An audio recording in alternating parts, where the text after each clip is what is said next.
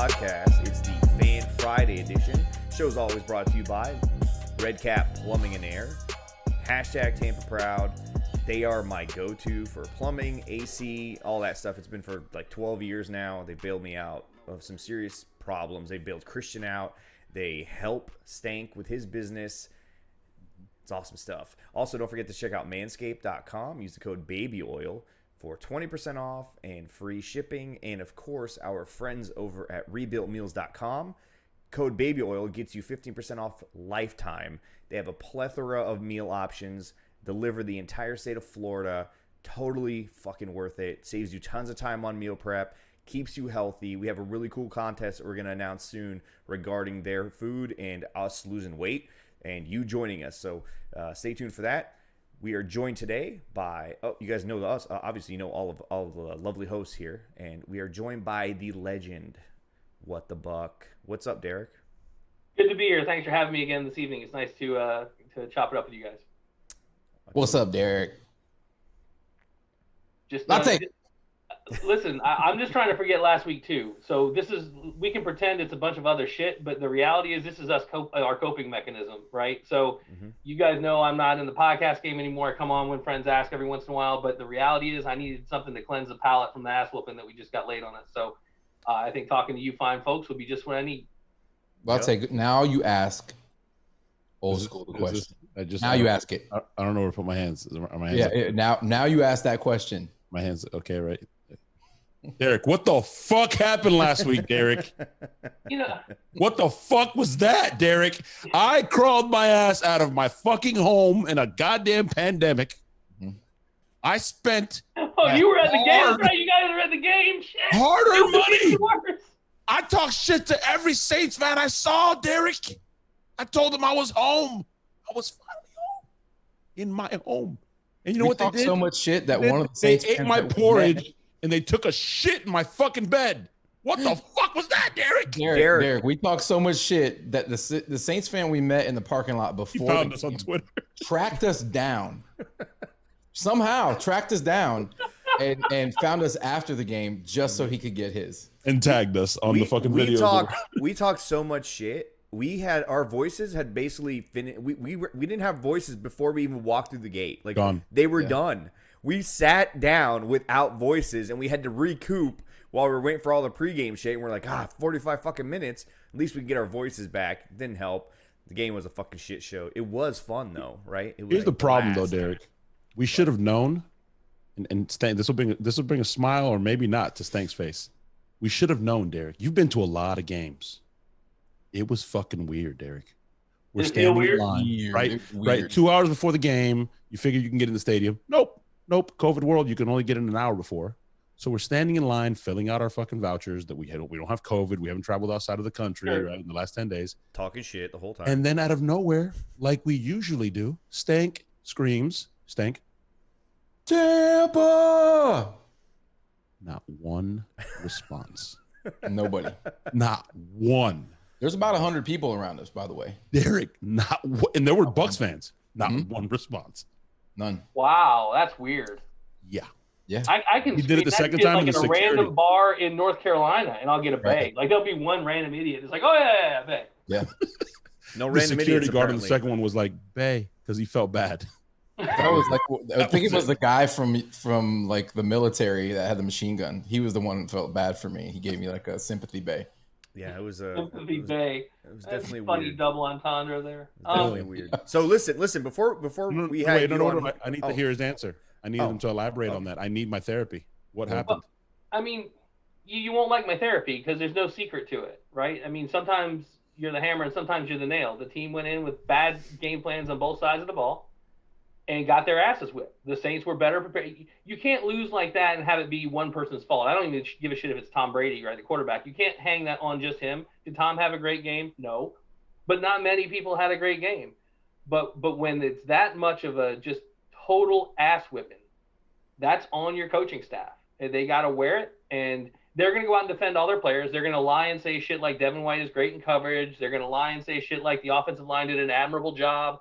They're going to lie and say shit like there weren't receivers open because that's what they've got to do. They've got to try and protect the players, right? Bruce every once in a while will out someone, but he sort of plays a little bit of mind games with people. But the reality of the thing is the defensive game plan we came in with was bullshit. We didn't adjust it at half, so Bruce was able to, Drew was able to do whatever the hell he wanted. And on offense, and I know that this made me super unpopular, as if I haven't already won that contest. For the crowd, we can't run on first down every time, goddammit. Then it was we can't run on second down every time, goddammit, leaving no downs whatsoever to run the fucking ball on, which leaves you with 4 carries and a kneel down throughout the game. Mm-hmm. It was just dumb fuckery from start to finish. Now, the question will be, does the team take that and learn? Because the teams in the past, even the ones that were sort of the 10-6 days, like they would see this and then they'd get their asses whipped, right? They would just drag ass. Do they take this and learn from it, the staff and the players, or do they come back against a resurgent Panthers team that's record is way worse than the talent on the field is and lay a fucking egg? They need to come out and woodshed the fucking Panthers because now they're 0-2 on the Saints. This is a division game, man. They got to get this win. So this will be your litmus test. They weren't up to the test against the Saints. So we're cutting their fucking waffles until we face them in the playoffs if they make it there. Until then, we're cutting their waffles. I love that. We're cutting their waffles. Never heard that before. I love waffles. Waffles. I love 2 analogies that Derek always uses. Well, that one's new. I love that one. That was new. Thank you, Derek. I'm going to use that one. Cut waffles. And I love, it's like ice cream, you know? Pick your fucking flavor. Everybody likes a different flavor. I love that. You notice that they're both food analogies. We're all food. I've seen my way around food. Yeah, well, you always talk about the fat guys, right? We lost that game. The fat guys lost that game for us. It starts with the fat guys. The fat guys didn't help. That's for damn sure. Anytime you see all of your fat guys on the offensive line looking back at a quarterback on the ground, something went sideways, right? Now, in defense of the fat guys on the right side of the line, and not to attack Joe Haig, right? Because, I mean, this is a poor guy who's coming in behind Ali Marpet, who's an underrated and already well-considered guard, who helps out Donovan Smith when he drops his, lunch money and all that sort of shit. We've said it for years. That fat guy line is choreography, right? That's why teams that keep the same 5 together do better, even if they're 5 mediocre. Mm-hmm. If they're the same 5, they work well together because they work as a unit. Why our game plan didn't focus on the young stud Wirfs with the baby the baby Jensen Kappa, and just you got the speed rush ends that the Saints have, and we've seen this before over the years. It is basic football. If you've got edge guys that are fast, you pound them. It doesn't matter if it doesn't work for 2 quarters. You beat the living shit out of them. You get 2.5 yards, and I don't care if the fans don't like it or not. You do that. Because that will stop them from doing things like getting 3 sacks on back-to-back-to-back plays with a slappy like Hendrickson. Well, I think what happened was the score basically dictated. They couldn't afford to keep doing that and punting. 2 yards punt. Like, they just couldn't keep doing that. And then eventually the defense just knows you're not going to run, and it was a free-for-all, man. And they were just running drills against Haig. They were just running drills against him. What was that tweet I saw? It was like terrible. After 18 plays, we were down 28-0. Something like that. It was crazy.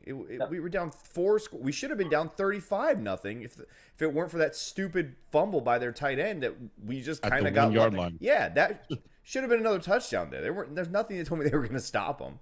But we've let you vent. We let you get that out, man. I appreciate that. All I can say is I hope that we face them in the playoffs. I want to beat this fucking team. That reminds me a lot of the Philadelphia Eagles. I do.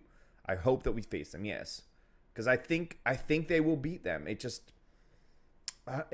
leads you to believe we will beat them? You know why? I'll tell you what. Listen, if they would have approached this game with the same game plan that they had in week 1, I think they would have beat them. But they gave them whatever they wanted to do. I don't care if it's because the offense dictated that they played the way they played. The game plan, I mean, it just seemed, I don't know, it just didn't look like nothing worked at all. Like, how often do you see a game where one team has nothing work at all? Like, just nothing. We got that field goal because we fucking wanted to get out of there without a fucking goose egg, which is just stupid. But early on, there were plays and we didn't make them. JPP dropped an interception. Sean Murphy Bunting had a communication issue. Let the receiver just, walk into the back of the end zone by himself. We made it easy for them, but there were plays to be made. We just didn't make them. And I mean, isn't that what football's about? Blocking, tackling, the chess game. And I think the bigger problem was punters matter. I mean, They get the ball, they score. We get the ball, 3 and out, shank a punt, give it to them on the 40. They go down, they score. We go 3 and out again, shank another fucking punt. Now we're down 21-0. Game plan's out of the fucking. It's just you're done. You're done at that point. If you're around football, and Stank said it before. Games like that. I mean, I don't know how many games I coached, in Pop Warner where that would be the case, and then you're talking about mercy ruling, but that's youth football. You rarely see it in the NFL, where just it's like a fucking avalanche of shit. But now we face the fucking Panthers, who normally would send a little bit of fear into your heart, but. Well, and it still should. Listen, and this is the other thing that people don't like hearing because, well, they don't think very much sometimes. The difference between the worst and the best team in the NFL is nowhere near the expanse you saw on us versus the Saints, right? And I hate saying any given Sunday because of the trite aphorisms and all that sort of shit. But the reality is, if both teams in the NFL play their best game or play a good game, it's going to be a competitive game, right? So you can look at the record all you want, but those guys get paid to play too. And a lot of them are playing for a contract somewhere else. Teddy Bridgewater is trying to show that he should be a starter, and he's playing well enough to be a starter. He's playing good football. They've got good receivers. McCaffrey's down again, but Mike Davis is playing good football. The Panthers have a good staff. They usually are schematically sound. So it's one of those things where I know that as fans, we're like, oh, we should definitely run them off the field this week, or we should do this, or we should do that. Listen, the Jets go out there and play football too, and they're just good and terrible, right? But good and terrible is still the best. Like there's like 1,500 players in the NFL, something like that total. They're the 1,500 best in the fucking world. Number 1,500 is still better at what he does as a profession than almost anyone you'll ever meet is at their profession, if you think about it in their skill level. So, this is a gut check because all the Bucs can control is what they do. Right? That coaching staff has to look at it. Todd Bowles has to look at what he did and said, all right, well, I fuck the dog on this one. I gotta come back and get a scheme that gives us a chance, right? And come back and do that. You got good players out there. Everyone's on Dean because of how he bites on double moves. Got it. He's also very athletic and very aggressive. Listen, the jump on the ball that our DBs are taking, I love that aggression. And you know what happens? Sometimes you get your ass beat on it, but sometimes you don't. So I have no problem as a fan watching my team be aggressive. I hate sitting back and hoping they don't execute. That's not fun football. And on offense, I don't see Tom Brady having back-to-back games like that because he did miss some passes. I don't put it all on his shoulders, but he missed some throws. Now, whether he missed the throws because the receiver ran the route poorly, don't know. You can never tell that, right? I do know, and I didn't get to vent about this yet, but trying to shove the ball to Antonio Brown, oh, God. Hey, someone said that shit was going to happen. That was me. I said that shit was going to happen. And it's stupid. And this is not about my beef with Antonio Brown. Don't think he should have another chance and all that sort of stuff. He's the new guy. Don't run the damn offense through the FNG. You got other guys out there that have been with you. They're there. Deliver the ball. So hopefully the team will stop trying to prove points other than points on the board and go out there and handle business against the Panthers, get a division win, and get this shit back on track.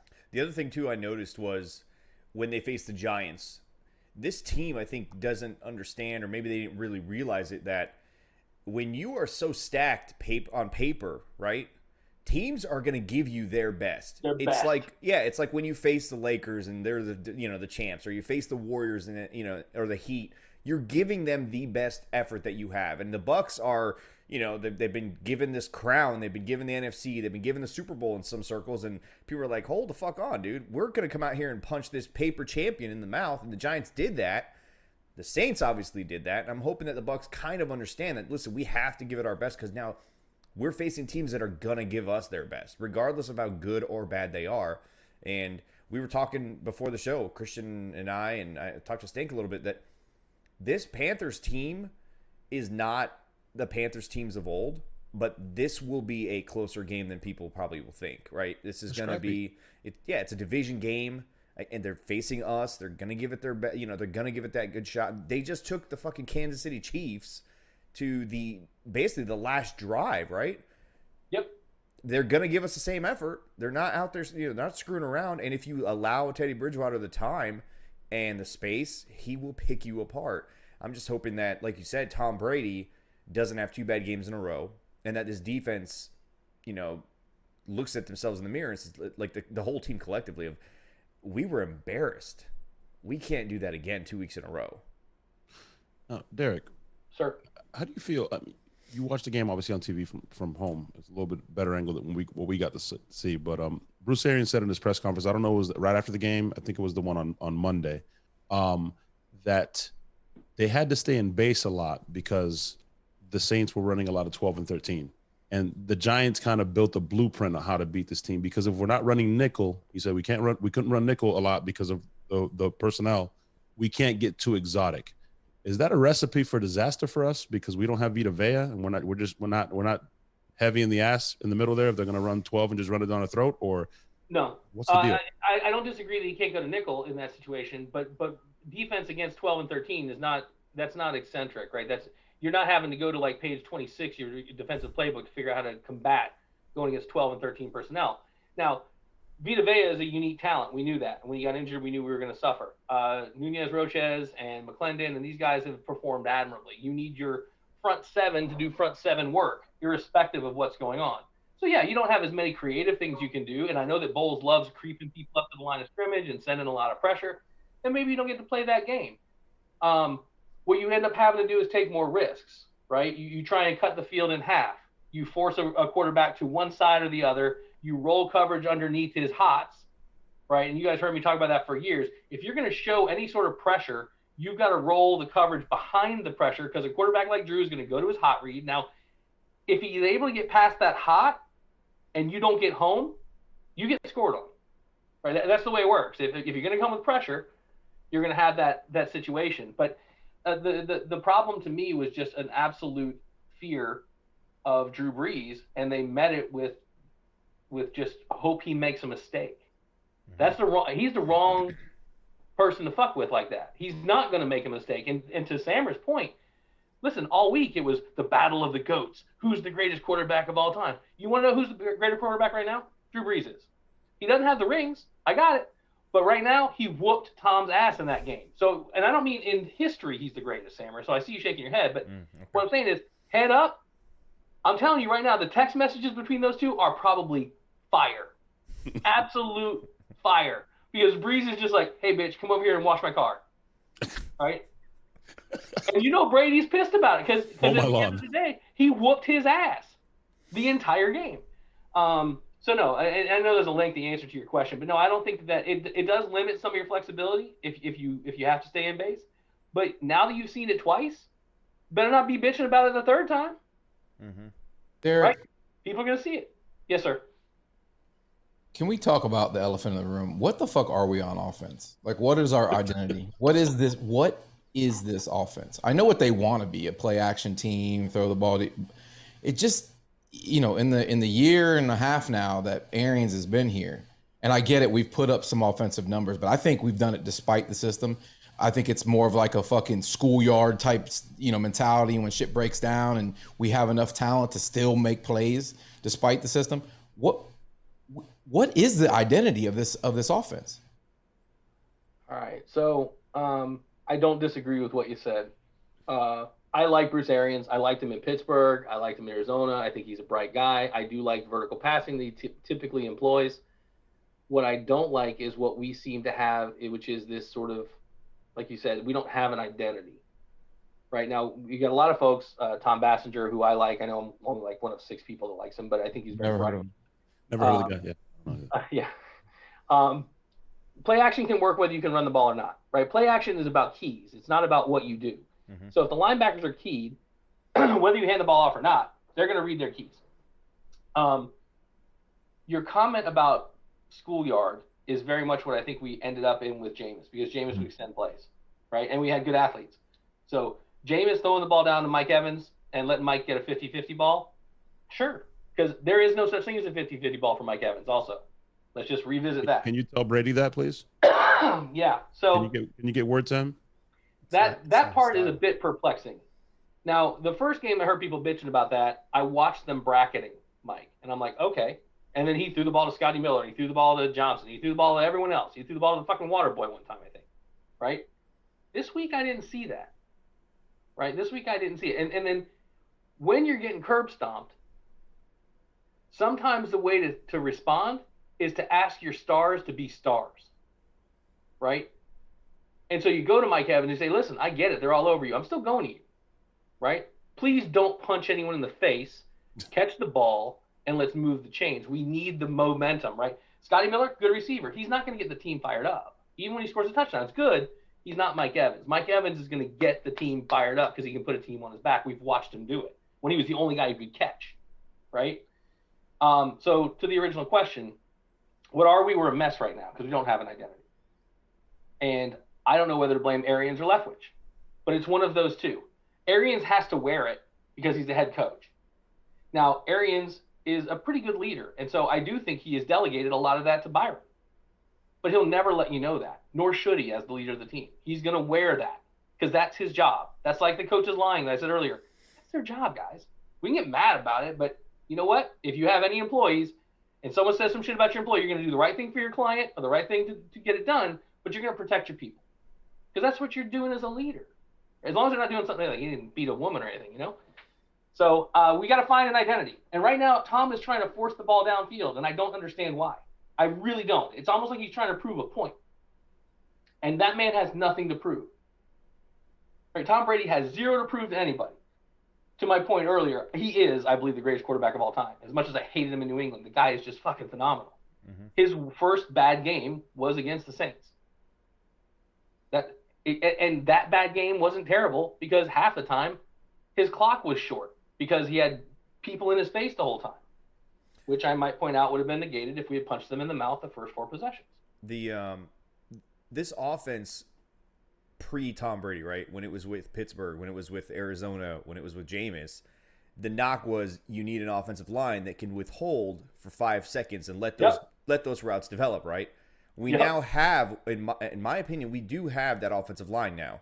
There's still, moments. Obviously, when you have Haig in there, it's not that offensive line. But when we've had our moments this year, they've held their own, and they've created the pocket. We've seen pockets that we haven't seen in, like, years in Tampa, right? But then we see this kind of, I don't want to say it's a push and pull, but I notice it's like there's these moments in games where we fall into Tom Brady ball. And it works, and sometimes it doesn't work. And then there's moments where we just start, like, just tossing it down the field, like you're saying, where it feels like they're almost just trying to prove a point. And it still feels like they haven't merged in the middle yet. Like they haven't mixed the two offenses together. So it makes this, it creates that thing that Snake's talking about where it feels like there's no identity to the offense. Like some drives were it's a quick pre-snap read, and it's going here. And something I've noticed, I don't know if it happened in the Giants game as much, but in the Saints game, I noticed that they weren't bracketing Mike, like you said, but they were shading to him, right?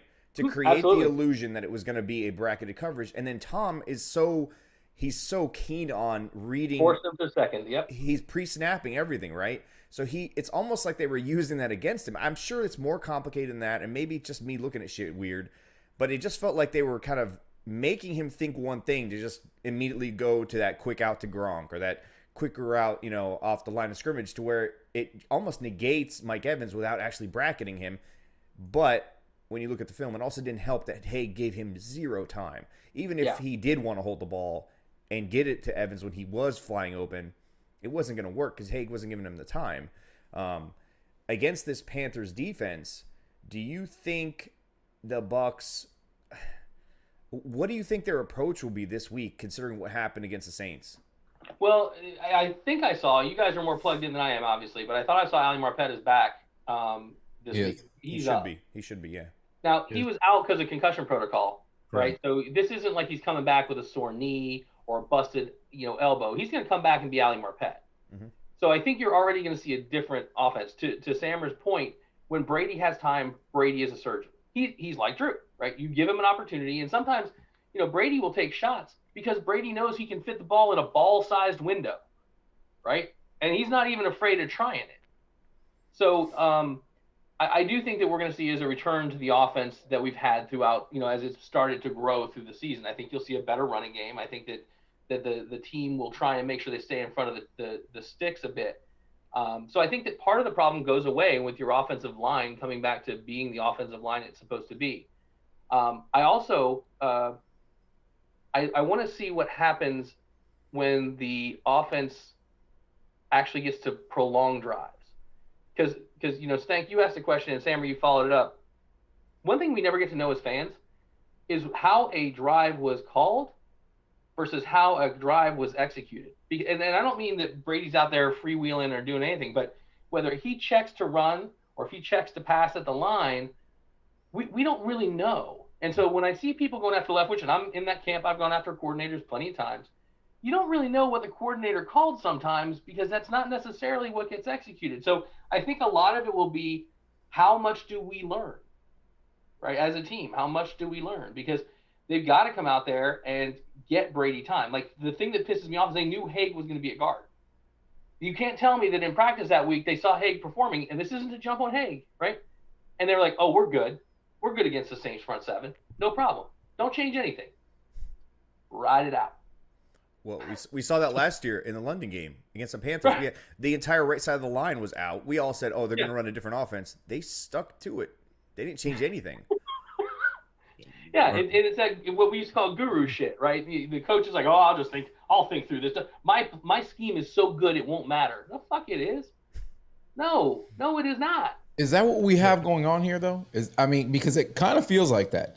I don't see any real variation week to week. I don't see the scheming to attack defense's weaknesses. I just don't see a lot of difference week to week and game planning to attack the other team. It just seems like we run what we run. That's it.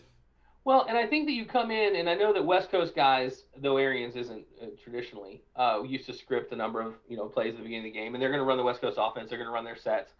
But during the game, you have to make adjustments, and that was one of the things that frustrated me against the Saints was, so yeah, the Saints every once in a while would creep up, but generally speaking, they were given plenty of room. They were playing a similar approach pre-snap to what we were showing. Mm-hmm. The difference was Drew was happy to take the 6 yards. I'll take 6 and hope he makes it 17. And we were like, no. And we used to do this with Jameis too, right? So this is Arians. And to be honest, we did it a little bit with Cutter too.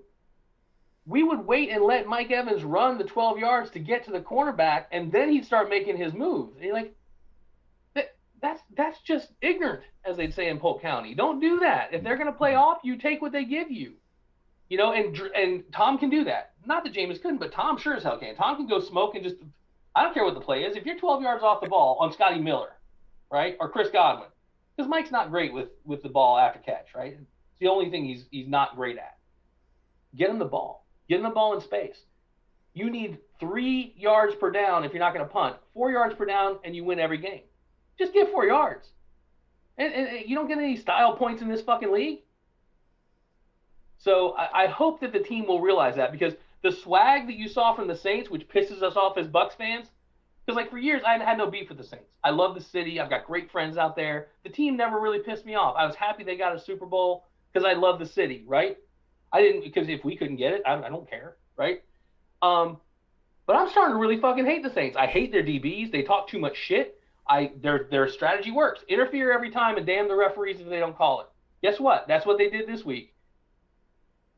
What do we do to combat that? Not a goddamn thing. You know how you combat that? You go block them and punch them in the fucking mouth, right? But we don't have that. Like that thing that makes football so cool, like the machismo part of football, we didn't do it. Think about the 2 fade routes that people are so mad about with Mike in the red zone. For the record, whoever says throw fade routes out, they don't understand football. The fade route to Mike Evans should be a 70 or better % success rate, especially with Tom Brady throwing the ball. But it's actually a combo route, and it's always a combo route. It's a fade slant, and it's read off the cornerback's position, right? So if he's center, you get the choice. Quarterback and receiver got to be on the same page. But if he's inside leverage, it's a fade. If he's outside leverage, it's a slant. Well, if you line Mike that close to the fucking line, you take the slant away. The quarterback doesn't have to do shit about the slant because there's too many bodies. You can't throw the slant anymore, right? Well, and then on the fade, guess what, Mike? You got to sack up and get across his fucking face and get to the outside edge. If you don't, he wins that play, and that's okay because he's a pro too. But I would run it. Confused though. It looked like Mike was looking for the back shoulder because he looked back at Tom like, what the fuck, bro? So the throw looked incredibly late to me, and what I couldn't understand is that is because you're in compressed space, right? He has got, because that DB is going to get his hands on him. Mike's got to rip across his face because he can't get called for interference in that inside that 5 yards. Mike can pick the motherfucker up and throw him on the ground. That's what Mike's got to do, right? If that DB is going to jam him like that, they're never going to call interference. He's inside of 5 yards, right? The DB just won the play. So to loop this full circle, the Saints played with swag. They played like they were the team that was to beat, and that you saw it in the locker room afterwards. Right now, the biggest challenge for us if we face them in the playoffs is I don't know that our team thinks they can beat them. It's not that they don't have enough talent. There's plenty of talent to beat them. But right now, they got all the mental advantage. Dude, Well, that y'all whole want game, some alphabet soup? that whole Y'all game want is some alphabet shit. soup? All the fans complaining about that shit is so stupid. You It don't is want him to stupid. do that? Derek, Don't let him beat Derek, him. stop him. Derek, Beat him. We called this it in the preseason, by the way. Yeah, we did. We knew there would be a moment. This is a dead horse that has been beaten, revived, and beaten again. Panthers. Don't you dare. Injected with Don't adrenaline. you dare bring it up. Death again. But I got to ask you, Derek, there was something that Sammer pointed out to me in the game. And then after that, I saw a little more movement, for lack of a better term. I'm sure you saw the play on Twitter. Maybe you didn't. I know my two beautiful co-hosts have, where Mike comes open, wide open, and Brady goes to the out route to Gronk. After that play, I don't know if the TV broadcast shows it, but Sammer saw it clearly. Brady's the GOAT, right? I saw Mike, and it's one of the things why Mike is one of my favorite players, right? Selfless guy, doesn't care, just wants to win.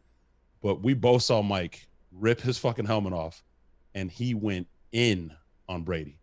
Like, bro, what the fuck? You know, I'm just stipulation at this point. I don't know what the fuck he said, but you could tell he was going off. After that, Mike was lined up in the slot more. They started getting him involved more. Is that a sign of things to come, or like what the fuck is the problem? I haven't asked you. We've asked several other people. What the fuck is going on? Like, I get the bracket. I get he doesn't like to take chances, but like you said, a 50-50 ball to Mike is not a 50-50 ball. And I'm sure Brady is not a dumb guy. He's smart enough to know that. What the fuck is going on? You know, I never get into the sports psychology stuff. I got out of that early in the podcast. Like, if someone's angry at him or don't like him or whatever, that doesn't affect me. Those guys just want to win. When you look at the way Mike's redone his contract, he just wants to win. If he caught no footballs and they bracketed him the whole season, Scotty Miller caught for 14,000 fucking yards, Mike would be the first guy to dap him up, right? That's just the way Mike is. But Mike's a competitor. So if he breaks open, I did see the play. I didn't see the after the play. I do know sometimes on those plays, a quarterback makes his reads, and you guys made the comment earlier. If he looks and he thinks that's going to be covered, he's not even going to give the equivalent of lip service. He's not even going to turn his head that direction, right? He's already cut the field in half. He knows he's got two reads. So sometimes it happens. If it happens early and it's just a miss, it happens. If you're getting your teeth kicked in and it happens and this could have been a big play, then you're going to be emotional. And I don't think Brady has a single problem with Mike Evans, you know, going up his ass on that stuff, because Brady will do it too. The thing that I was a little shocked by, but you guys may have seen it because I couldn't see it on the TV broadcast, I didn't see the sort of traditional Brady slamming his helmet into the bench, I'm angry because we're getting our teeth kicked in moment. He didn't slam his helmet, but you did see he did have moments of frustration walking to the bench after they were going 3 and out. I think the first 4 possessions, or getting peeled off the ground by his offensive line. Like, what the fuck? But when I look back at that play that Christian brought up, and in a little defense to Tom, Joe Haig was just basically standing there the entire game, right? And he did have pressure coming in on him, but it goes back to what I was saying earlier was, they weren't necessarily bracketing him, but they were shading him. And it immediately had Tom just completely remove him from the play, or the opportunity was just taken away. And then he did get open. And it was just one of those things where, if again, Tom, this is who Tom is, right? Tom is going to get it to the open guy. Whoever gets open first, that's just how it works. If you give him a bunch of time, he's going to sit back there and maybe survey the field if he feels like there's a bigger chunk available. At that moment, he didn't think that was an option, and then he didn't have time, and he did get rid of the ball. And then when Mike Evans came off the field, Christian, it wasn't disrespectful either. He was just like any competitor, dude, get me the fucking ball. I can help us. I can help us. And I think at that moment, if we had scored, it would have made it 7-14. It would have been a huge momentum swing. It would have been a moment, right? It would have been a nice punch back, right? But if you just keep getting punched and like, it was a big play. It could have been a gigantic play. It could have woke us up. It could have been our Jamel Dean, pick 6 moment. But it didn't happen. And I fear Tom Brady continuing to be Tom Brady and then Mike Evans just getting frustrated if losses mount. If they keep losing in a way where he's just not involved and he feels he can help the team win, that's naturally frustration that you want, right? I want my guys to be that way too. But I'm not saying it'll create a rift, but it is a little disheartening to like go into a game, have your teeth kicked in, and then your best player is just like, do I get a shot? Like, do I get to play? You know what? Though? We're 6-3 though. Okay, I know. I get it. We're 6-3. I'm still frustrated. All of us are fucking frustrated. Things just aren't progressing like we thought they would. I think we should. I think we look like we're regressing versus getting better. But we win this week. We're 7-3, and we see previous seasons we may have looked better in certain areas. Mike's getting the numbers, and we're fucking 2-5 right, or 2-7. It doesn't fucking matter. Yeah, so I think we keep winning, and I don't really think it's an issue with Mike. I agree with old school. I'm sure he's frustrated because he's a competitor and he wants to be out there helping this team, but wins and losses, man. Yeah. Stank, I have to interrupt you before you keep going, and I know Sam was going to say something. You sound fucking glorious, bro. What? You sound amazing. I sound great. Sammer, I know you're like tedious about this. You sound like shit. Okay. You sound like shit. You sound like shit, bro. My voice is still not game back. Up, bro. My voice is still not back. I am Look, still step your game up, bro. I'll have it Monday. Relax. I'll have it Monday. Shut the fuck up. I'll have it Monday. I was gonna add to what Stank said about the. I think it's something like teams that are 6-4 they only make the playoffs like 52% of the time or something like that. Somebody tweeted out, and then teams that are 7-3, it shoots up to like 80 something or 78, something like that, like 81, I think. I don't buy into that shit. Listen, I don't either, but it's a big deal, right? It's a big deal. But point of order. Christian just said he doesn't buy something called math, right? Someone just gave statistics since the dawn of football. He's like, I don't buy that shit. It's fucking arithmetic. What the fuck do you mean you don't buy it? I get Come you. on, man. It's like forward. It's like after the second game, like he's on pace for it. What the? No, this projection. Is different. Remember, projection. That's forward looking. Okay, fine. Looking. We were once 9-3. We were the team that. We were the team that. I was gonna ask old school, against the Panthers. It's kind of it's all revolving around the offense, but I was gonna ask what do you think of the way the Bucs are currently using their running backs as it relates to the passing game? It's not what we traditionally have seen with Tom, right? With James White and all those guys.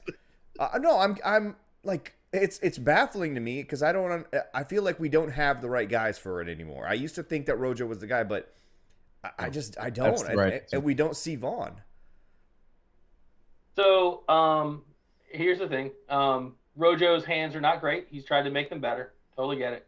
I think that when you look at the tools you have, you got to use them for the job they're there for, right? Hammers are great with nails. They're shitty for screws. So if you've got Rojo and he's shifty and can run the ball, you got to find a way to get him the ball so he can run the ball. Now, whether that's a handoff or whether you do this goofy fucking shuttle pass that everyone's in love with now because there's no downside to it, right? You toss it forward, it's an incomplete pass. If he drops it like a moron, right? You got to get him the ball where he can make moves. Now, the other back that comes into it, we get Fournette coming in, and everyone is digs him because he runs hard. I get it, but I don't think he's made anyone miss in space. No. Like nary a player has he made miss in space. Now he'll run over a motherfucker every once in a while, but he ain't moving around anybody. And McCoy is a tackling dummy. I love what he's done historically, but it was you take a run. It's Charlie Garner v2.0, right? Yes. So perfect. Yes. Wow. Yes. Business decision. We call him business decision on this podcast. He just got labeled Charlie Garner 2.0. But what's funny is, so let's say you lose 1 and 2. You know what he's not going to do? He's gonna come in. He's gonna execute his plays. He's not going to be great, and that was Charlie Garner. He's going to do the job he's supposed to do. Tim Brown. You know how many punts he fumbled? Nary a one. Right? Everyone gave Tim Brown shit for being a punt returner. You know your first job as a punt returner? Catch the fucking ball. He was the greatest fair catch punt returner in the history of the NFL. He was he never once gained a yard for the Bucs as a punt returner. It was always a fair catch. What I was gonna point out was, like, somebody tweeted, I think it was Greg Auman, that the Bucs are number 8 as it relates to how they throw as it relates to throwing the ball to the running backs. But what their running backs do when they get the ball, they're 20th. Like, they're getting all these passes, but they gain That's nothing. Actually better than I thought. I thought you were going to say 32nd, honestly. No, they're 20th. They're 20th. They're not great, but it's like we keep throwing the ball for zero reason. Like, it's like a waste of a play. It's a waste of a play. I don't get it. It's a waste. I mean, I don't think any of these backs fit this offense, really. I think Shady fits it the best, but he obviously doesn't really give a shit anymore. This offense, earlier you said we didn't really have an offensive identity. So what offense are they trying to fit? I mean, like, okay, I think of the way New England used their backs. I feel like that's the way Tom would love to use our backs. Even Arizona, we don't have a David Johnson on this team. Well, I think David Johnson did enough in this league to be. We don't have a David Johnson. He doesn't get to be an archetype because he had 3 good seasons. Still don't. I mean, in New England, can you name more than 3 running backs in New England that won LeGarrette Blount? You got White, whose first name I can't remember. Corey Dillon. Oh, you went way back on Corey Dillon, motherfucker. Corey Dillon played in Cincinnati. Kevin Falk. Right? Kevin Falk. Now, Kevin Falk is a good call, right? Because he's got the name Falk, so he's essentially like Marshall Falk, right? He's halfway there. So I'm teasing. He's not really. Okay. But having a back that can catch the ball makes sense. The most important job of the back in this offense, whatever it is that we have, to give credit to Stank, because I don't think we have an identity, right? The back's first and second responsibility is don't get Brady killed, right? So whatever the back is, whoever that cat is who's in there, better damn well get a hit on one of those big fuckers coming to hit the expensive quarterback. And then if he can peel out and do something useful, cool.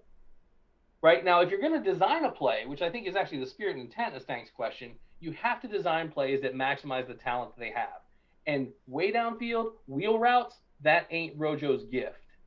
Right? It's also not Fournette's gift because ain't no one biting on an out and up for Fournette. Right? He's just not fast. There was a back in the draft that would have fit this offense perfectly.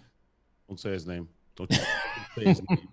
He's going to go with Jeremy McNichols, right? Because that's exactly what I heard about Jeremy McNichols, too. He's still in the loop. I always hear that. He's actually played shiny penny that's never done shit in the NFL, but he's perfect, and he would be the answer because that's an answer you don't have to defend. It's a projection, right? If he was better than those guys, do you think the coaches whose jobs depend on those plays being successful would be like, nah, fuck it. I know he's better, but leave him over on the sideline? Yes. If it was John Gruden, yes. Fair. A 10-year contract, you got the swing to do that, right? Yep. No. But other than that, no. Guys, on Carolina. On to Carolina.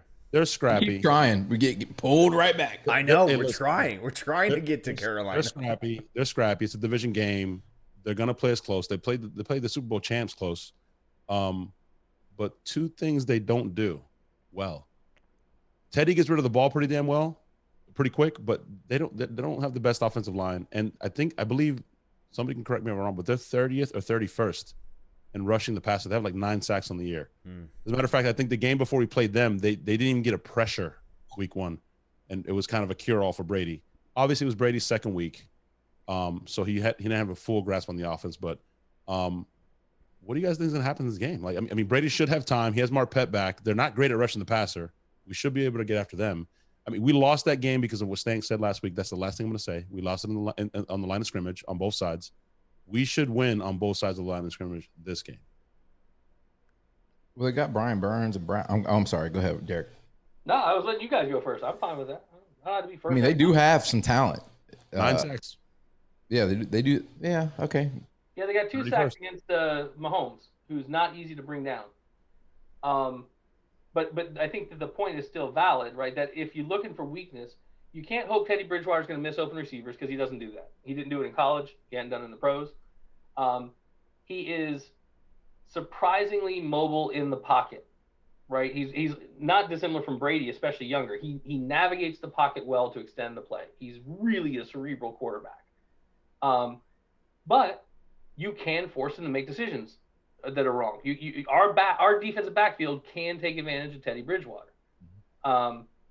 Maybe Carlton Davis this week, by the way. He missed practice today with a knee injury, just so you guys know. A knee injury? He'll be fine. Yep. He'll be fine. He'll be fine. He'll be fine. Give him the needle. He'll be fine. Yeah, he'll be fine. That's fine. We all saw Varsity Blues. There's nothing wrong with him. Varsity Blues. Oh, God. No. Listen, the first time we played the Panthers, I remember Teddy Bridgewater having a few really good throws. And they did beat us over the top a couple of times. Like, if we don't get pressure on him, it could be a long. We won with turnovers, and the fact that they haven't turned the ball over that much since then. Mm-hmm. We had 3 turnovers in that game, so they live and die by that blitz, right? So against the Saints team, right? You blitz him and you hope he doesn't throw it over the top, and most of the time they won't throw it over the top because of Drew.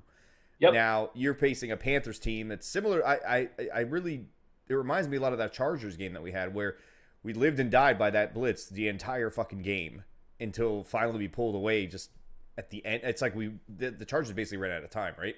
But they've done that the entire season, by the way. So heartbreaking. Just a repeat of our game over and over and over. If we don't get home, this could be one of those games that ends up looking like that Chargers game where it's 38-28, something like that, where it's because they can beat us over the top. That's just the nature of the defense, right? That we play the scheme, but. I think you gotta it's funny we had that resurgence about let them loose, right, with D White. And I know that there's a lot of desire to see, Winfield creeping off the edge or whoever, because those things are fun to see, right? And we got really good athletes out there, so I get it. But the 4 primary pass rushers are talented. We've lost some talent in the middle with Vita going out for sure. But Will Golston's quietly having a damn good season. Mm-hmm. JPP is having a good season. He's got to continue. If you wanted to find someone mad about what happened in the Saints game, look no further than JPP. Right? Shaq Barrett, not having a bad year, but people saw him on tape. They know what he's going to do. We've got to get him to be able to not just do the same thing. The times where I think we've had some surprisingly good results is where we let 45 and 54 go. Right? Get in the A gap. Bridgewater doesn't like moving outside the pocket. He's mobile, but he's mobile in the pocket. So get in the A gap. They don't have the great tight ends of the past in Carolina, right? If he wants to dump it over the top of him every once in a while, then come up and make the tackle. But you isolate Samuels. You make sure Samuels isn't going to beat you over the top. We got good enough safeties to do that. Let him catch it over the middle, pop him in the mouth, and come back and do it again. I think you go sort of black and blue football with these guys, and you just pound the shit out of them. And you mentioned Golston. I think he had a sack and a couple tackles for loss when we played Carolina. He had a hell of a fucking game against Carolina. He's the Energizer Bunny, man. He gets no credit. And I know the last time I was at a training camp was his worst training camp ever. And I love the guy as a person. I've had the pleasure of knowing Will for a while. Love him as a human being. And I was like, fuck, this is a terrible training camp for him. But since then, he has just continued every freaking season to get better and better and better. And whether he gets paid here or gets paid somewhere else, this is a guy who just gives you the effort. He doesn't have the natural gifts of some of the other guys. He ain't going to be in the wrong place. Doesn't matter. Look at his cousin who came into the league and they said he's going to be the next LT. Remember Vernon Golston? Yeah, the Jets. He came his brother. Played a few years, and I think it's his brother. I think it's his cousin. Cousins. But Williams is the one that's had the good, long career. Mm-hmm. The other thing too is the lack of CMC in this game plays, I think, to the Bucs' strength. They don't really have to worry about him. They have to have 45 shadowing. Mike Davis has looked okay though. Like that guy's. Yeah, but he's not running the same routes that CMC. So that allows 45 down CMC though. Yeah, three times. It allows 45 to kind of do what he be that unleashed threat up the middle and blitzing and not have to really worry about covering people because it's obviously it's not his forte, right? It's still his second year. He's not there yet, but I think that helps us. As long as we stop their run, we punch them in the mouth, I think we win this game. I just think a lot of the embarrassment of the Saints game plays a factor in how they come up and how they show up this weekend. Like I confidently predict a win, to be honest. It's funny as a coach, and never at a level like the NFL, obviously, but as a coach, I love a loss like the Saints loss. Of a coach that has the talent to make it all the way through, right? You got it early enough. You're still 6-3 after the curb stomping. Right? You don't ever like being 0-2 against a division rival, but whatever. You can go back to that. That's the one you put on the locker room door. That's the one that you have to tap every time you come through the door. That's the time anyone's talking shit or shooting TikTok videos. You go, what the fuck are you doing? You don't have time for that. You got to go cut the Saints waffles. Get over there. Drew's hungry. But you get to say nothing all season. You don't celebrate a single fucking tackle. When you score a touchdown, you give the ball to the referee. You say, thank you, sir. You get your ass on the fucking sideline because your job is to win football games. You got your ass run out of your home stadium by a division rival who's not as talented as you. So I don't want to hear you talk. I don't want to watch you celebrate. I want to watch you stomp motherfuckers into the ground because that's what you're all paid to come here and do. Well, Derek, that's fucking therapy. I feel fucking I agree right now, Derek. I'm ready. Give me some more, Derek. I feel unlike other seasons, we have that dog in the locker room now. We do. He's gonna look at you in the eye when you pull up TikTok in your locker. Who's that? And just glance over. You're like, oh yeah, that's really what you're gonna do right now. Tom's in the building. So previously, when we've taken losses like this, and unfortunately, we've taken quite a few. There's nobody in the locker room to just hold anybody accountable. Yeah, you got the coaches and things like that. But I think that's the difference. Obviously, talk is cheap, and I'm a rose-colored glasses kind of fan, and I hope and I pray that that's going to be their response this week, and they come out just completely with a different type of focus and really take that as fuel to carry us through the second half of the season because we're 0-1. So, yeah, I mean, I guess we'll see Sunday. Give us a score prediction, Stank. I think it's going to be close. I think it's going to be closer than we feel comfortable with because I just don't think we're necessarily there yet. So I'm going to say 28-24 Bucs. Christian? I agree with Stank that it's going to be closer than we would like. But I think we pull it out. I'm going to say 30-27. Whoa, that's very close. I think it'll be close as well. Not that close like that. I mean, honestly, I think it'd be like a 31-21 type of game. Maybe all suck up field goals? Yeah, 31 doesn't equal suck up field goals, but I don't know how you did the math there, man. You never know. There's got to be like a. Remember, we got to be like a safety math in there. is not a real popular topic here. Fuck you two and math, okay? We already Arab with the math, and you got fucking Derek with the math. Yeah, fuck you'd have to. You do realize you'd have to kick all math field and goals. science isn't important in this country anymore. No, you just don't. It doesn't matter. Doesn't matter. I'm Arab. We know math like the back of our hands because we invented it. Here's my math. Thank Look, you. here's my math. No. Listen, you would have to kick all field goals, and I think you'd have to get like 3 safeties to make that work. The way well, if there were 3 safeties, you could get. Siri, how many times does 3 go into 31? Or 2 safeties. Sorry, 2 safeties and all field goals. All excellent. What'd you say? What'd he say? He said, "Okay, I found this on the web." Didn't have any. Derek, I'm the outlier, and your rose-colored glasses. You guys know, and the whole time I did a podcast, I never picked against the Bucs. I always try and put forth the positivity into the universe, even though I don't believe in a bunch of shit. I don't see Tom Brady coming back out after getting embarrassed like he did. I mean, he smiled and hugged Drew, and he's been doing all the right stuff that a leader does, and his soul is dead right now, right? He has to resuscitate it because he got his ass whipped on the big stage. And I think he takes it out on the Panthers. I think the Bucs win 38-13 going away. Yes. You know what? If I don't bring this up, I need to imagine. There's something that we haven't brought up. It's a possible scenario as to why Tom wasn't angry. You didn't show his anger in the field. My neighbor made this great point. Maybe Tom cheated on his diet last week, and then so he felt guilty about that, and that's why we lost. Like he had a slice of pizza during the week, and then we lose to the Saints, and so he's feeling guilty, like it's his fault.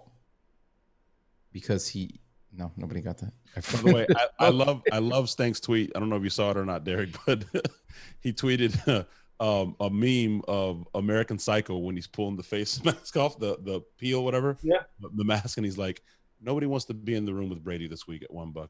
Because he is a fucking psycho. We know that. Fucking psycho. Speaking of psycho, it's Fan Friday, Derek, and that means we're going to listen to some fucking weird voicemails from our fans. Now, keep in mind, initially we were going to have Paige on this episode. Little scheduling snafu on her end prevented that from happening. So we might have questions directed towards her, but for the next 15 minutes, your name is Paige officially, Derek. So you're going to have to go with that, all right? You're the CEO of the Draft Network. There you go. Boom. Christian.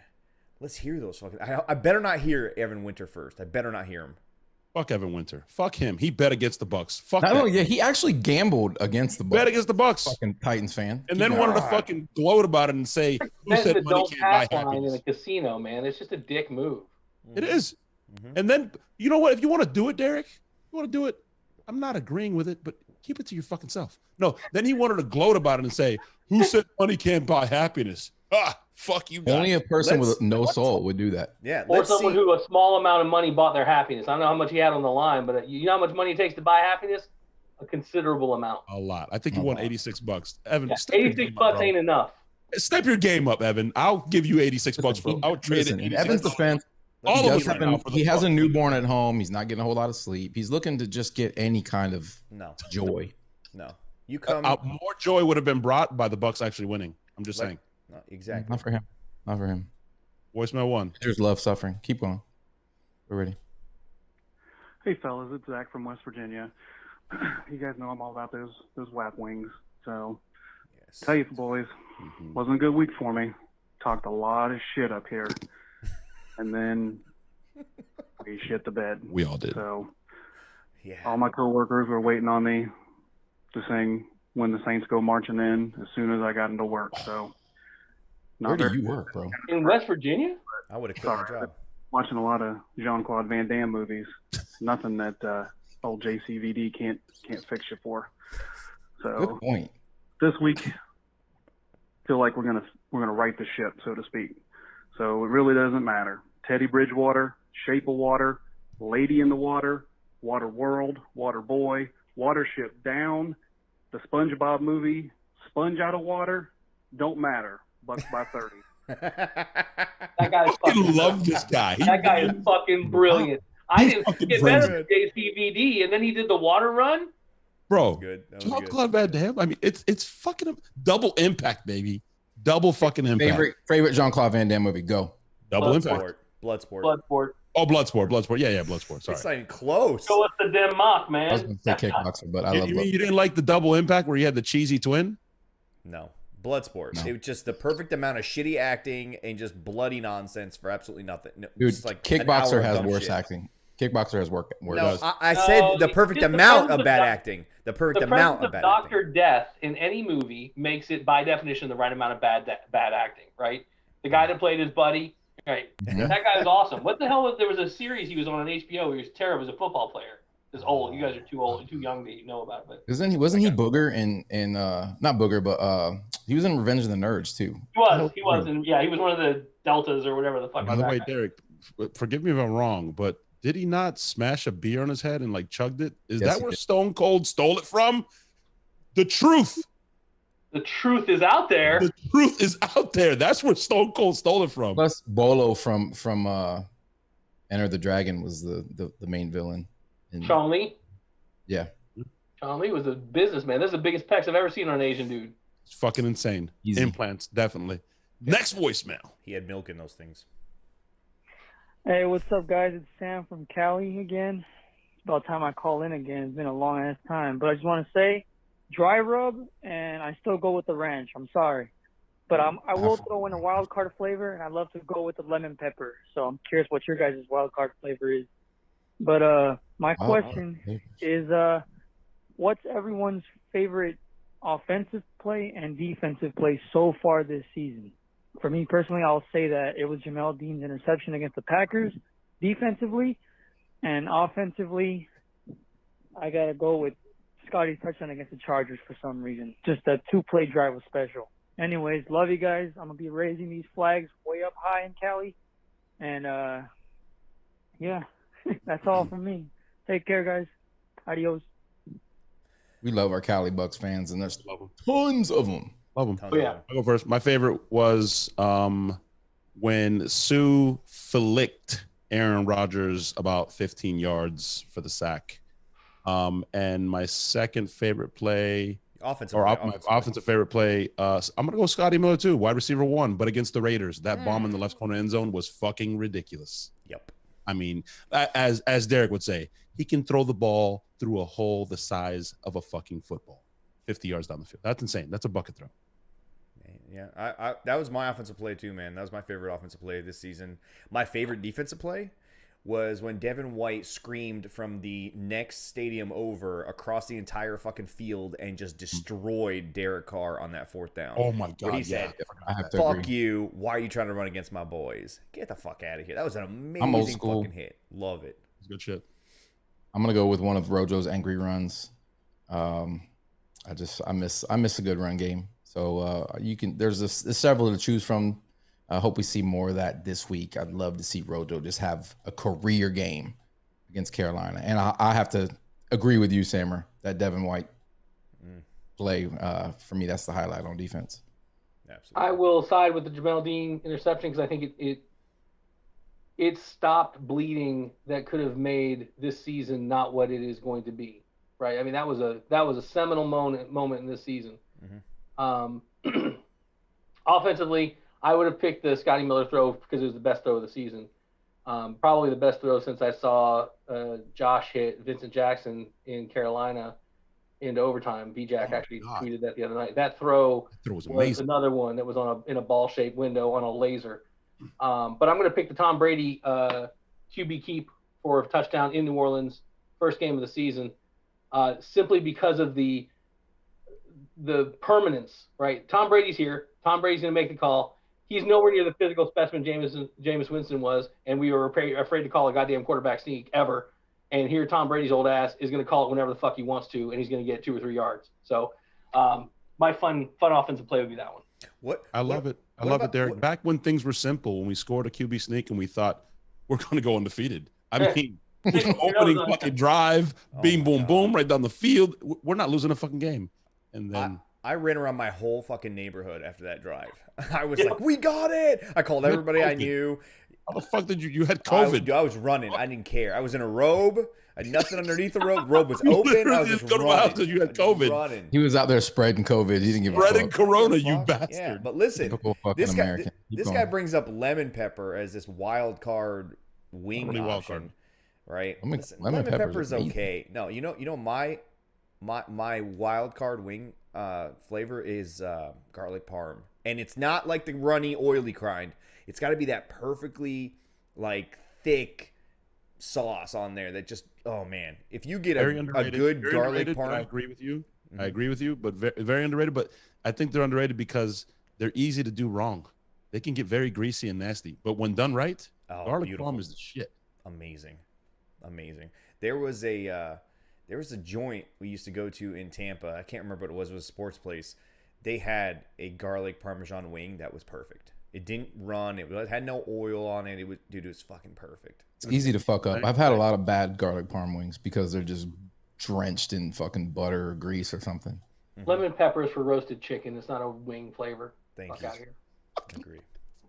I like it. It's like mojo wings. When are you coming back, Derek? Fuck, man. We need the tailgate or something. Just named 2 of my favorite wings, lemon pepper and mojo flavor. Both delicious. That's fucking. He's like, that's both public roast history chicken, bitch. Yeah, you know what? I'm gonna shock the world right now and say, completely flavorless wings. All right, just a little bit of salt, a little bit of pepper. Wings and Christian. Jesus, how white? Nothing else. Play the next voicemail, Christian. Hey, Publix naked wings are not bad. Naked wings, low key, they're not bad. All right, I'm just saying. Fuck you guys then. Give me the dirty look. Hey, what's up, guys? It's Sam from Cali.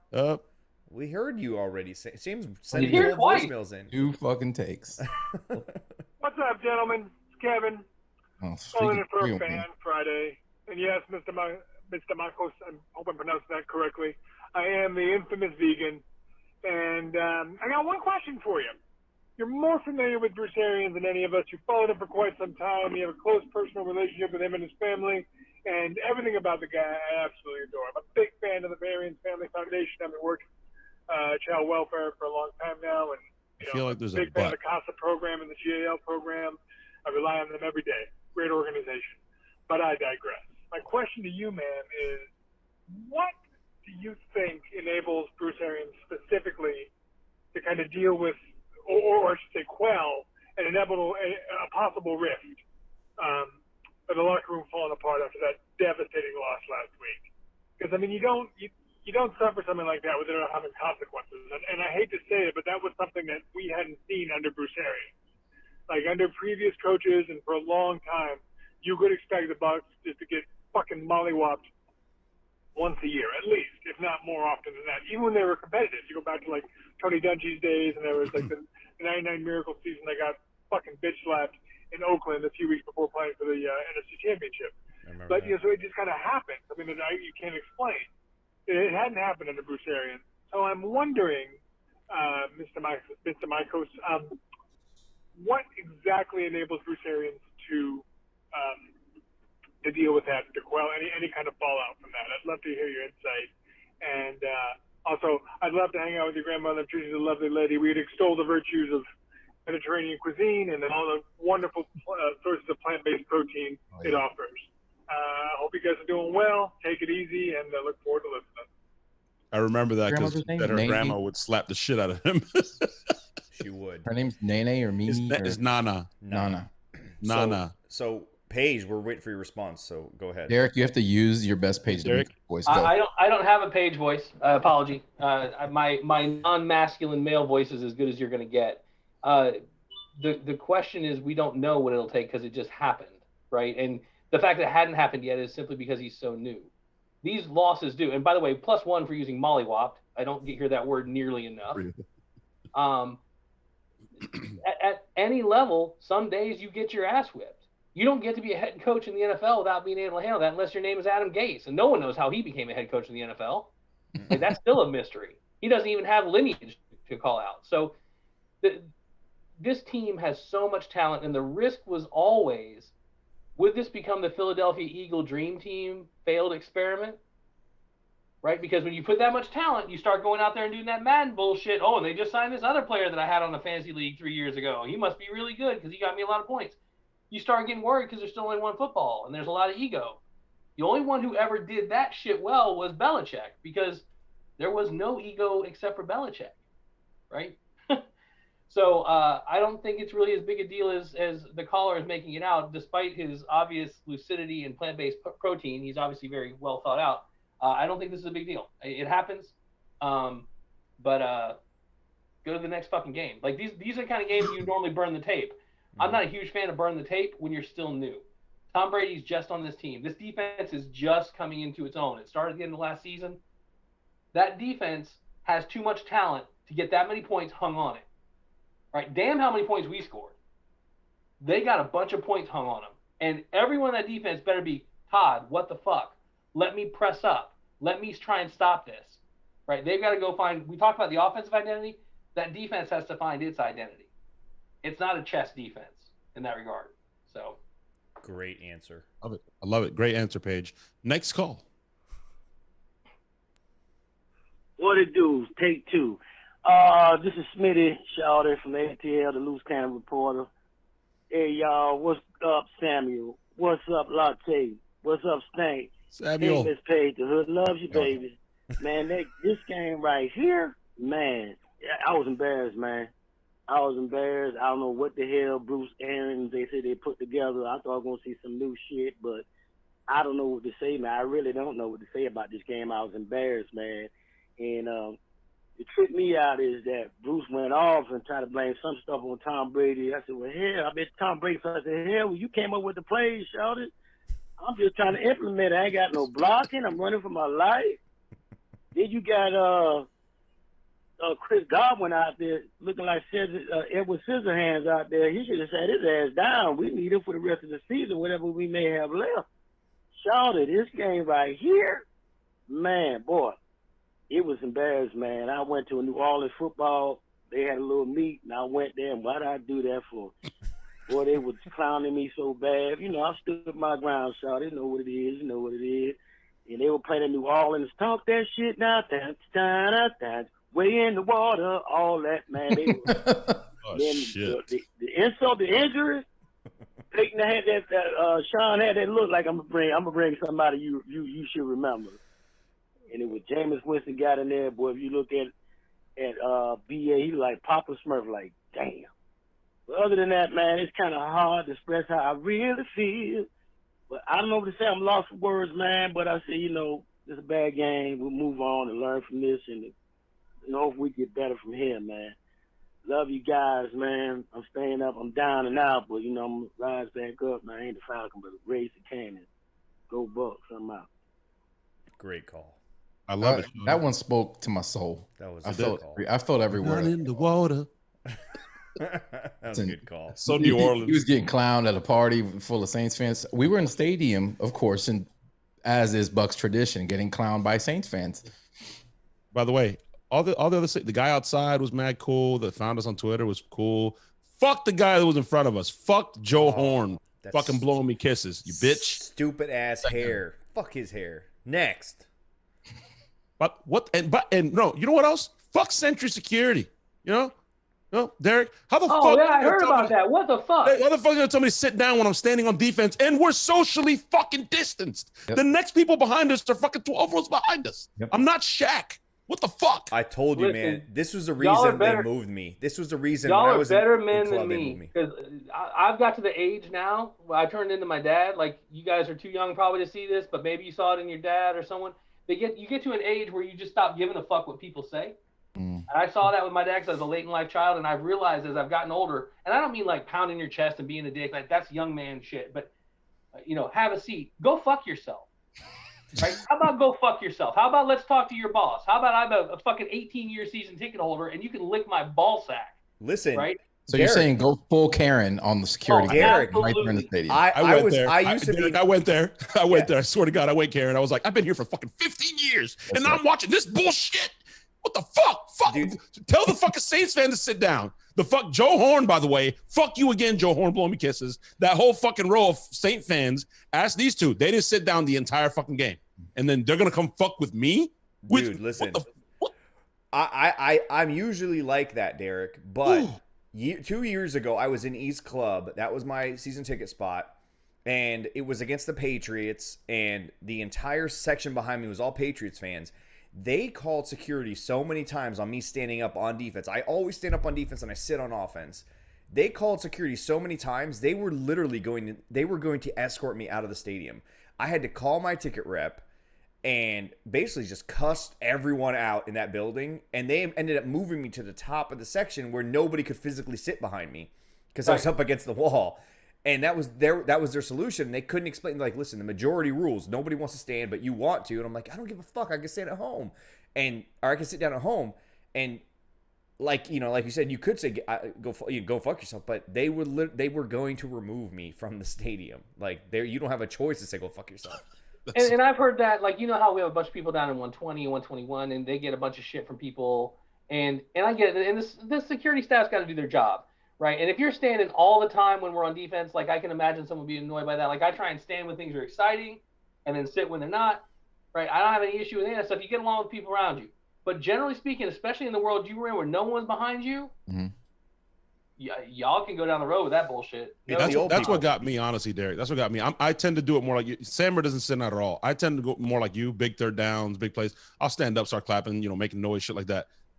But under those circumstances, like there's fucking nobody behind me for 9 rows. What are you talking about? We're getting our teeth kicked in and I'm still standing up and cheering. What do they want to see? What do they want to see anyway?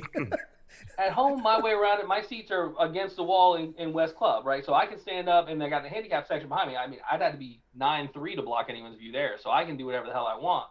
But in away games, you guys know I usually travel to a lot of away games. I was trying to get along with the fans there, man. I'm out there supporting my team. You try and get along. And New Orleans is tough because, like, they're a very active fan base. And so I'm always like, listen, if people in front of me is standing up, I'm standing up, and I don't want y'all giving me shit for being the big fat Bucs guy standing up when all you motherfucking Saints fans are standing up in front of me. So it's tough. It's tough, but I felt bad for you guys going through that. That's dude, you know what's ridiculous? I've had fans sitting in front of me turn around and tell me to stop clapping.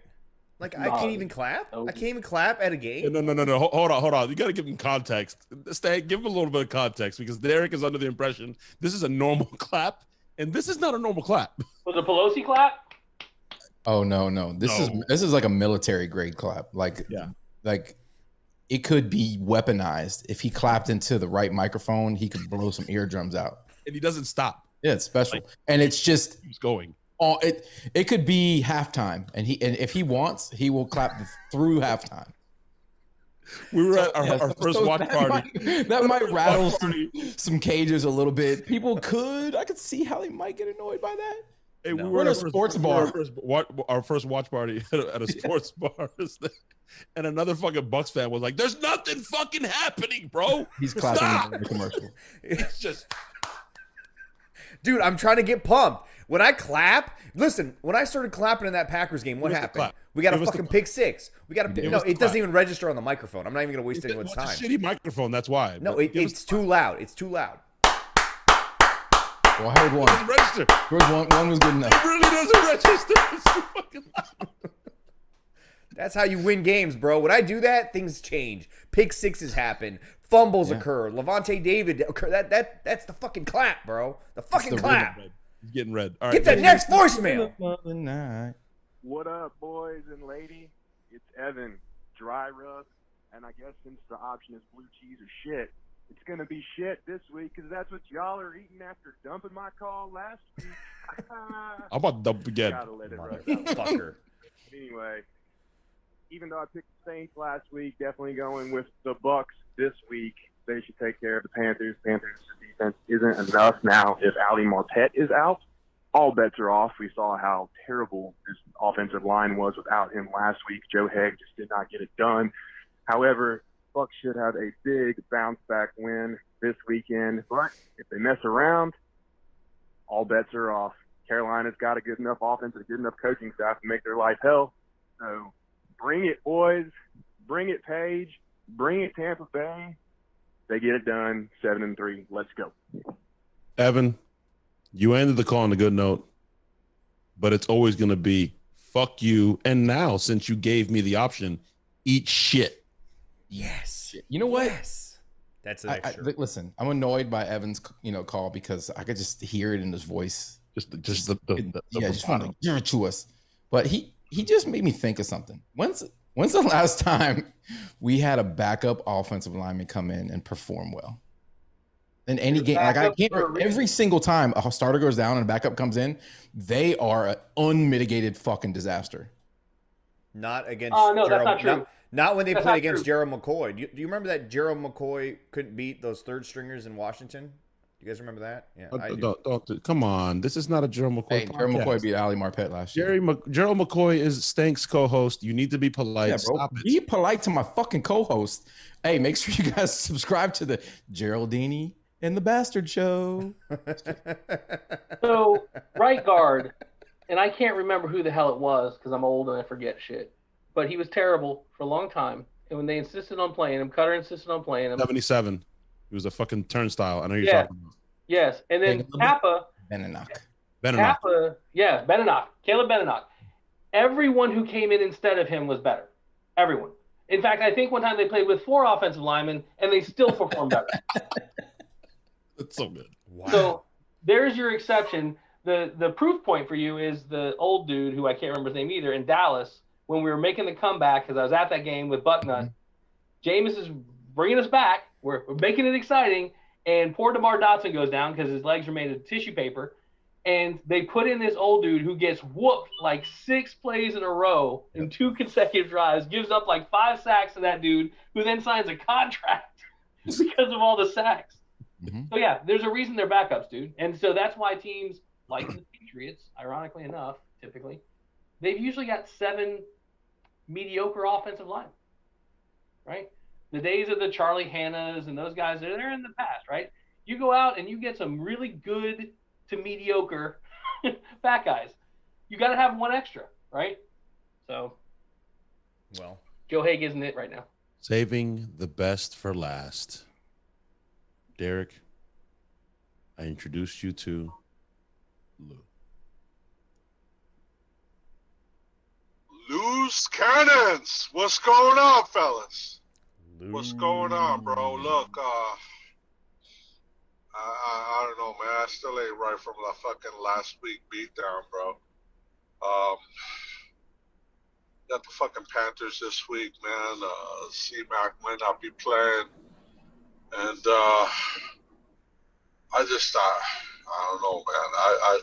I just hope they don't come out flat like they did fucking the last fucking 2 weeks, man. It's just been fun, man. Come on, Lou. It's been ridiculous. This has been fucking ridiculous. I mean, if they can't fucking get up, man, for the fucking Saints game, man. We got the fucking Panthers this week, man. And those fuckers went toe-to-toe with the Super Bowl champs, man. You know, we come out like that, we're going to fucking lose. We come out like that, even fucking playing the fucking, whatever fucking team, the Jets and shit, we come out like that. The Jets will fucking beat us, man. You know what I'm saying? Yes. So we gotta fucking play like we got a fucking bear and fucking go out there, rip some fucking throats and shit down their fucking necks. Yeah! We gotta do this, and we gotta do this on Monday and beat the fucking Panthers, and we got to go. No more fucking around. That's all, you know, that's all I want to bring to the table. You know what I'm saying? So I just think, what improvements we can do this week, man? That's my question of the day. And as always, man, wet wings, blue cheese, crowded cold. And let's fucking go! By the fucking cannons! Let's go, Bucs!